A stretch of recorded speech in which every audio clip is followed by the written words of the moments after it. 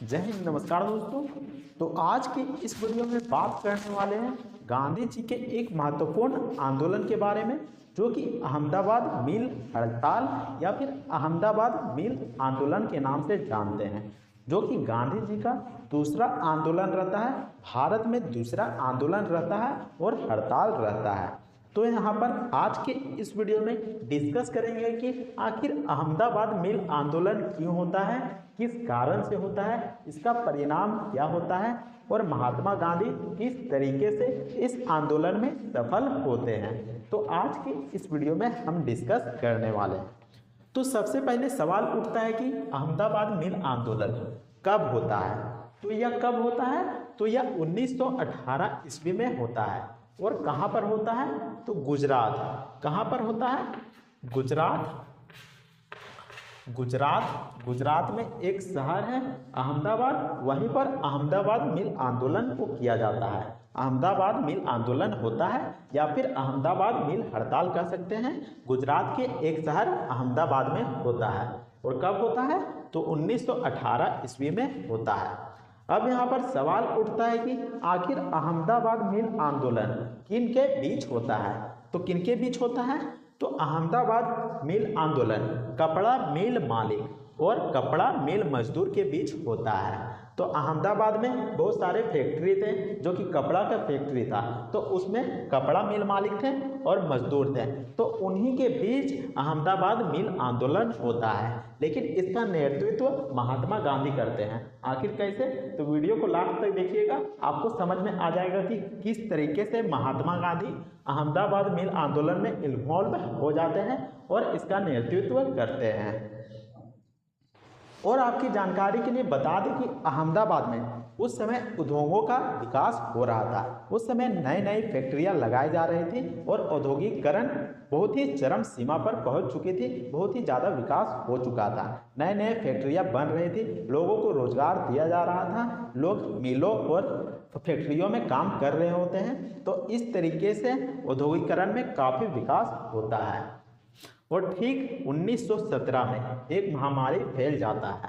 अहमदाबाद में एक महामारी फैल जाता है, जो कि प्लेग महामारी रहता है। 1917 ईस्वी में फैल जाता है। और उस समय औद्योगिकरण जो कि चरम सीमा पर रहती है, बहुत ही तेजी से विकास हो रहा होता है और लोग मिलों में भी काम कर रहे होते हैं। तो जब 1917 में महामारी फैलता है, प्लेग फैलता है, तो इस महामारी के कारण अहमदाबाद में मौजूद जितनी भी जनसंख्या होती है उसका 10% आदमी मारे जाते हैं। 10% जनसंख्या मारी जाती है। जितना भी अहमदाबाद में जनसंख्या होती है उसका 10% जनसंख्या साफ हो जाता है इस महामारी के कारण। और इस महामारी के कारण जो फसल होती है वो भी बर्बाद हो जाती है। फसल जो रहती है वो भी बर्बाद हो जाती है, नष्ट हो जाती है, जिसके कारण और भी ज़्यादा स्थिति खराब हो जाता है। जो अहमदाबाद की स्थिति रहता है वह भी खराब हो जाता है। और आपको बता दूं कि अहमदाबाद में तो महामारी फैल गया था, जो प्लेग महामारी फैल गया था 1917 में। इस महामारी के कारण जो लोग रहते हैं वह अहमदाबाद से भाग रहे होते हैं, क्योंकि सभी को डर रहता है कि अगर मुझको भी महामारी हो जाएगा तो हम भी मारे जाएंगे। तो ऐसे में अहमदाबाद के जो लोग थे वह भाग रहे थे, दूसरे जगह पर पलायन कर रहे होते हैं, दूसरे जगह पर शिफ्ट हो रहे होते हैं।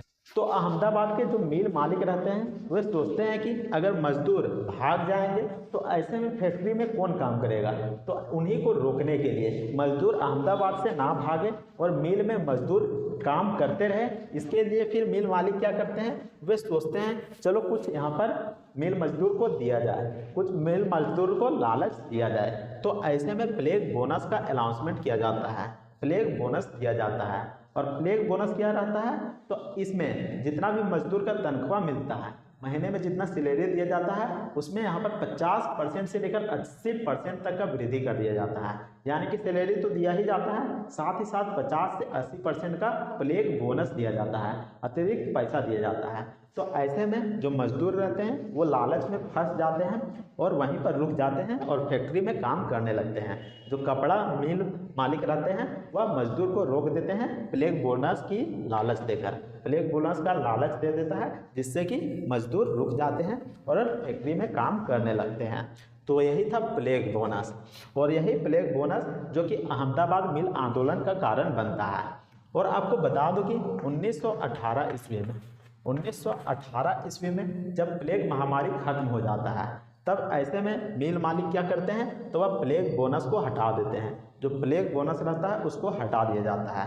तो ऐसे में वैसे तो अहमदाबाद की स्थिति पहले से ही खराब थी, और जो 1914 से लेकर 1918 तक क्या हुआ था, 1914 से लेकर 1918 में क्या हुआ था, तो प्रथम विश्व युद्ध हुआ था।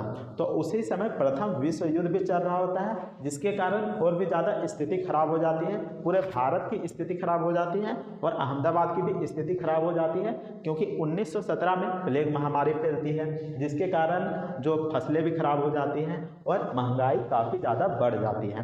तो ऐसे में जो मिल मजदूर रहते हैं वह मिल मालिक से कहते हैं कि अगर आप प्लेग बोनस हटा देते हैं तो ऐसे में हमारा गुजारा नहीं हो पाएगा, क्योंकि जो मिल मजदूर थे वह डेली खाते थे, डेली कमाते थे, वैसा ही इन लोग काम करते थे।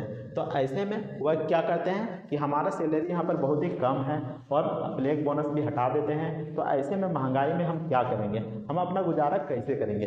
तो ऐसे में फिर वह 50% बोनस की मांग करते हैं। जो मिल मजदूर रहते हैं वे कहते हैं कि कम से कम 50% हमें प्लेग बोनस मिलना चाहिए। लेकिन जो मिल मालिक रहते हैं वे क्या कह देते हैं, तो वे कह देते हैं कि हम 20% ही प्लेग बोनस दे सकते हैं, 20% ही प्लेग बोनस दे सकते हैं। जिसको 20% लेना है वे ले, और नहीं तो नहीं लेना है तो वह हमारे मिल से जा सकते हैं, हमारे मिल पर काम नहीं कर सकते हैं। तो ऐसे में बहुत सारे जो मिल मजदूर रहते हैं वह काम पर नहीं जाते हैं। तो ऐसे में फिर मिल मालिक क्या करते हैं, तो वह बॉम्बे से मजदूर को लेते आते हैं और अहमदाबाद मिल की जो फैक्ट्री रहती है, कपड़ा मिल फैक्ट्री रहती है, उसमें काम करवाने लगते हैं। तो जो पुराने मिल मजदूर रहते हैं वो क्या करते हैं, वो भड़क जाते हैं। और ऐसे में फिर एक समाज सेविका रहती है जिसका नाम रहता है अनसुईया बेन साराभाई, एक समाज सेविका रहती है। तो उसी के पास जाते हैं, जो पुराने मिल मजदूर रहते हैं वे जाते हैं और कहते हैं कि इस तरीके से हमारा साथ अन्याय हुआ है, मिल मजदूर महंगाई को देखते हुए भी हमें प्लेग बोनस नहीं दे रहा है, मात्र 20% ही बढ़ाने खोज रहा है, लेकिन हम लोग 50% की मांग कर रहे हैं, तो आप हमारा साथ दें। तो अनसुईया बेन साराभाई रहती हैं, वो क्या करती हैं, तो वह महात्मा गांधी के बारे में बताती है। और महात्मा गांधी 1917 में कौन सा आंदोलन करते हैं, 1917 में कौन सा आंदोलन करते हैं जो महात्मा गांधी रहते हैं, तो जो महात्मा गांधी रहते हैं वह चंपारण सत्याग्रह करते हैं। चंपारण सत्याग्रह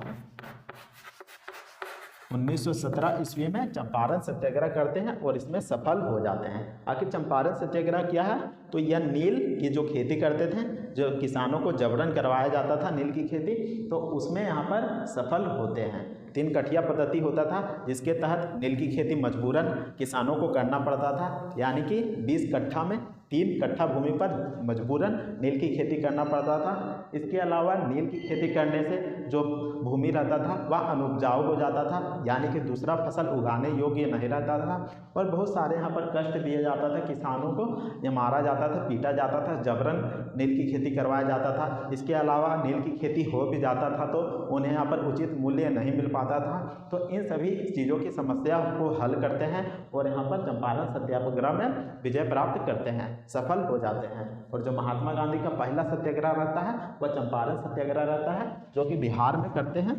कहाँ पर करते हैं, तो बिहार में किया जाता है, 1917 में। तो यह जब सफल हो जाते हैं चंपारण सत्याग्रह में, तो इसकी प्रसिद्धि बहुत ही दूर दूर तक फैल जाती है, महात्मा गांधी के बारे में सब लोग जानने लगते हैं। तो जो अनसुईया बेन साराभाई रहती है, वह महात्मा गांधी के बारे में बताती है कि आप महात्मा गांधी के पास जाइए, वही मदद कर सकते हैं।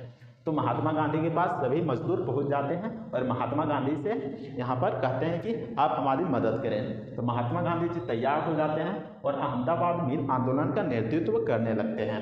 तो इस तरीके से महात्मा गांधी अहमदाबाद मिल आंदोलन में इन्वॉल्व हो जाते हैं, शामिल हो जाते हैं। तो फिर महात्मा गांधी क्या करते हैं, तो वह उधोमपति रहता है, जो कि अंबालाल साराभाई, और साथ ही जो अंबालाल साराभाई रहता है वह अनसुईया बेन साराभाई का भाई रहता है। यानी कि अनसुईया बेन साराभाई और अंबालाल साराभाई दोनों भाई बहन रहते हैं। लेकिन जो अंबालाल साराभाई रहता है वह उद्योगपति रहता है, तो आपको ध्यान में रखना है। तो अहमदाबाद मिल आंदोलन के दौरान महात्मा गांधी क्या करते हैं, तो अंबालाल साराभाई और भी बहुत सारे उद्योगपति रहते हैं, मिल मालिक रहते हैं, उनसे बात करते हैं और कहते हैं कि कम से कम 50% तो दे दीजिए। लेकिन जो अहमदाबाद मिल मालिक रहते हैं वह इनकार कर देते हैं और कह देते हैं कि हम 50% नहीं दे सकते हैं, हम 20% ही दे सकते हैं। जिनको काम करना है करे, जिनको नहीं करना है वे छोड़ दे।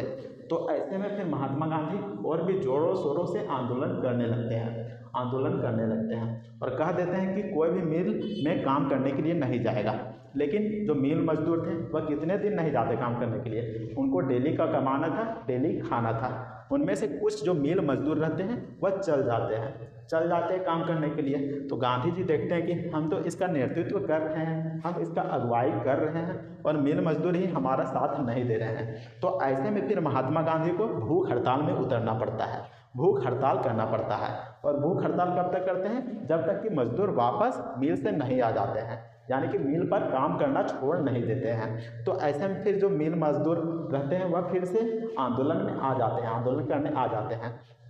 और यहाँ पर भूख हड़ताल को इसलिए किया जाता है क्योंकि जो मजदूरों का विश्वास रहता है वह धीरे धीरे घटता चला जाता है।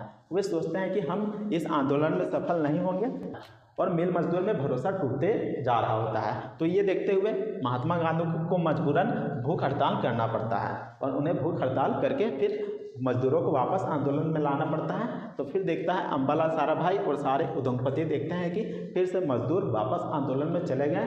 तो ऐसे में फिर यहाँ पर क्या होता है, तो महात्मा गांधी फिर जायजा करते हैं। वे देखते हैं कि 1914 से 1918 के बीच जो प्रथम विश्व युद्ध हुआ उससे क्या मिल मालिक को कोई प्रभाव पड़ा, उनके कपड़े बेचने में यहाँ पर कोई लाभ में यहाँ पर किसी प्रकार का प्रभाव पड़ा। इसके अलावा जो प्लेग महामारी फैला था उसके कारण कपड़ा बेचने में कोई या फिर लाभ में प्रभाव पड़ा। तो इन सभी चीज़ों को देखा जाता है और जायजा किया जाता है और जायजा करने के बाद महात्मा गांधी 35% मांग करते हैं, 35% ब्लैक बोनस की मांग करते हैं। तो फिर जो मिल मालिक रहते हैं वो मान जाते हैं और 35% ब्लैक बोनस देना शुरू कर देते हैं। तो 35% यहाँ पर दिया जाने लगता है। तो इस तरीके से अहमदाबाद मिल आंदोलन होता है जो कि 1918 ईस्वी में होता है और गुजरात का एक शहर अहमदाबाद में होता है। तो इस तरीके से अहमदाबाद मिल आंदोलन आपका ख़त्म होता है। तो अगर आपको यह जानकारी और वीडियो पसंद आती है तो वीडियो को लाइक ज़रूर कीजिएगा। इसके अलावा चैनल को भी सब्सक्राइब जरूर कर लीजिएगा। इसके अलावा महात्मा गांधी से रिलेटेड कौन से आंदोलन पर आपको वीडियो चाहिए आप हमें कमेंट करके जरूर बताइएगा, तो मैं उस टॉपिक पर वीडियो बना दूंगा। तो मिलते हैं नेक्स्ट वीडियो में, तब तक के लिए जय हिंद, वंदे मातरम।